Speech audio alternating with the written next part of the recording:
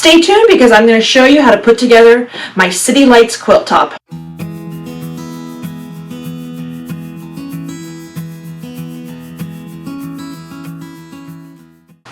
Hi everybody, it's Claudia from Create with Claudia. Thank you so much for stopping by. Today I'm going to do something a little different. I sell a number of patterns, quilt patterns on Etsy, and today I'm going to show you how to put one of those together. This is my City Lights pattern. Here it is. And this is my version here with Benartex fabrics. I'll tell you a little bit more about the fabrics in a second. Gorgeous fabrics and a totally different look. It's a nice lighter look, fresh for the summer and spring. My City Lights pattern is probably my easiest pattern, or one of my easiest. I'm guessing actually it probably is my easiest pattern to put together. It's great for a beginner. It's great if you have a strip set, sets of 2.5-inch strips of fabric. So it's great for something like that. And so I decided to use this one for my April Benartex 2026 Ambassador project because I wanted to show off this gorgeous fabric. It's called Paisley Garden. And they sent me a strip set, and then they sent me the background fabric. It's called Cotton Shot, and the color is Platinum. And I just think this is gorgeous for the summer. And you'll see some of the fabrics up close. But what I'm going to do today is I'm going to show you how to put together a block, and then we're going to add the top row. This only has the bottom section, and I'm just going to show you how to put together the top row, and then how to add it to the quilt top. My City Lights pattern is available in my Etsy shop, Create with Claudia, so you can head over there. I have it in both paper version, and I also have a PDF, so if you buy it, you get it like right away, which is really nice. Here again is the sleeve of the pattern, and again I have all of the not the measurements, but the fabric that you need on the back, so it's all ready to go for you. So the first thing I'm going to do is put together the simple standard block. It really is only one block.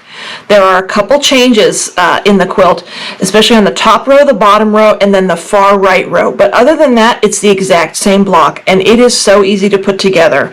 So the first thing you're going to do is you're going to take your strips that you've cut based on the measurements, and you're going to add a square to one end of them.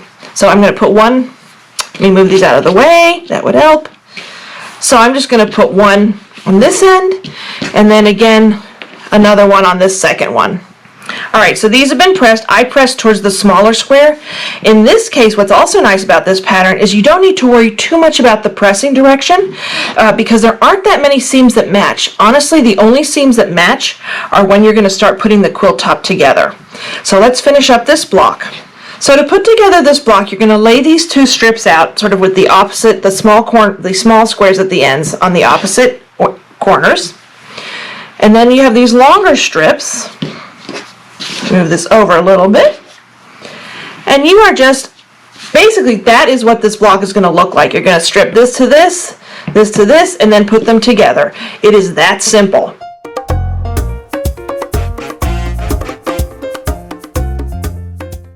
Alrighty, I'm almost done here with this block. I just need to piece these two sections together. This is where the pressing is going to matter a little bit, because in the end when you're assembling the rows together, I press the top, the odd rows to the left, and then the even rows to the right. So I know this is going to be in the top row, so I'm going to press to the left. It's just an easier way. You'll see those seams are going to nest, and I'll show you that in a little bit when I'm putting this top row onto the quilt top. But there is a little bit of planning in this. You might want to figure out your fabrics ahead of time. There is a coloring page in the pattern, so you can maybe label or number your fabrics as well. Alright, so here's that block. It's all pressed to the left, and this is the direction it should be in. Now, depending on which size quilt you're making, of course, you're going to make this number for the row. This is the only block in the quilt. You do, again, I mentioned that before, you're going to have to adjust it a little bit, and I'll show you how. But this is the majority of the blocks are going to look just like this. I mean, easy peasy, lemon squeezy, right? So the adjustment you have to make, because this is a top row block, is you need to add a strip to the top. Very easy to do, so I'm going to do that. You're going to use that 1/4 inch seam allowance.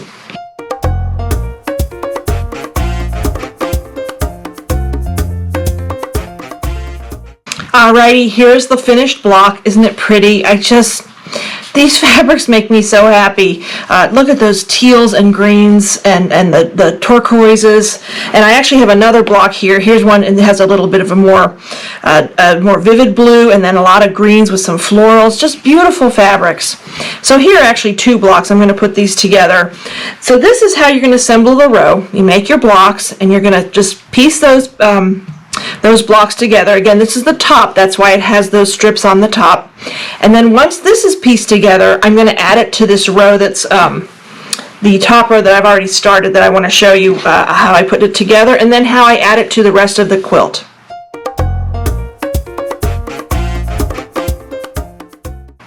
So you can see here where I've already started the top row. This is the far right of the top row, and this is another block that gets just a little adjustment. You just add a strip to the end, and that's on the far right of the quilt, and you'll see that when I show the whole thing. But you can see how I've added them together. And you can see all those gorgeous fabrics. And then here's the section that I made just now, and you're going to add that to the left side, and you can see I don't need to add a strip on this end like I did on the right side, because it's already designed into the block. So the next thing I'm going to do is just add this section to this section. So here is the top row of the quilt. It's all ready to add to that quilt top that I was showing you on my wall. It's a little space challenge down here, so I'm just going to show you real quick the whole thing. If I'd made the baby one, you would have seen the whole thing. So I'm going to take that top off the wall, and I'm going to add this to the top of that quilt top. Alright, so here's that quilt top that was on the wall, and here's that top row that I'm ready to add. This is where you do have to pin a lot, and this is where it matters which direction that you pressed in. And that's why I press each row separately, or excuse me, in an opposite direction. So first off, I'm just going to start pinning this. It's going to take me a little bit, and then I'm going to use that 1/4" seam allowance and sew along and add this row to the top, and then we will be done with the whole quilt top. Okay, I finished pinning. That is always the biggest pain, is pinning those rows together, because you have all those seams that come together. But with the pressing, you know, in the left or right, it comes together really easily. It just takes a lot of pins.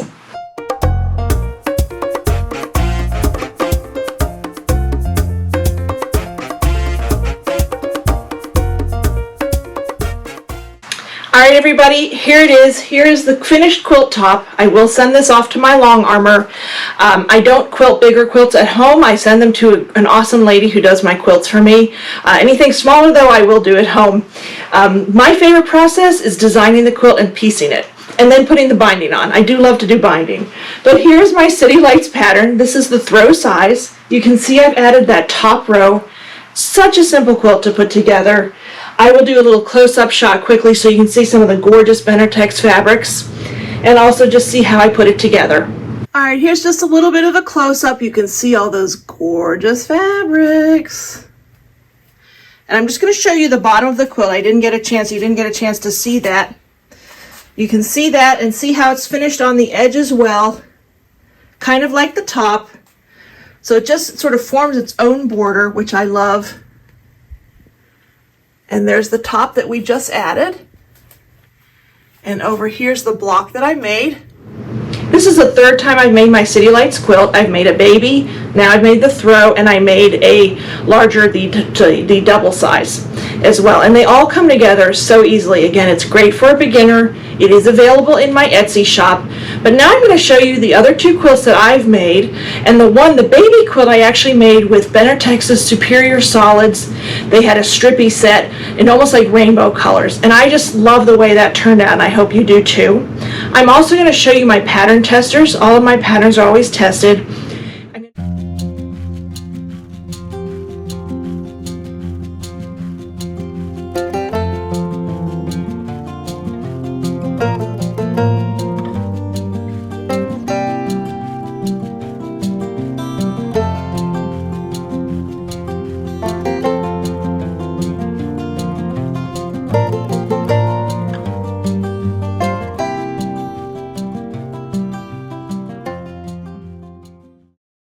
I hope you give my City Lights pattern a try. Again, it's available in my Etsy shop, Create with Claudia, in both PDF and in paper versions.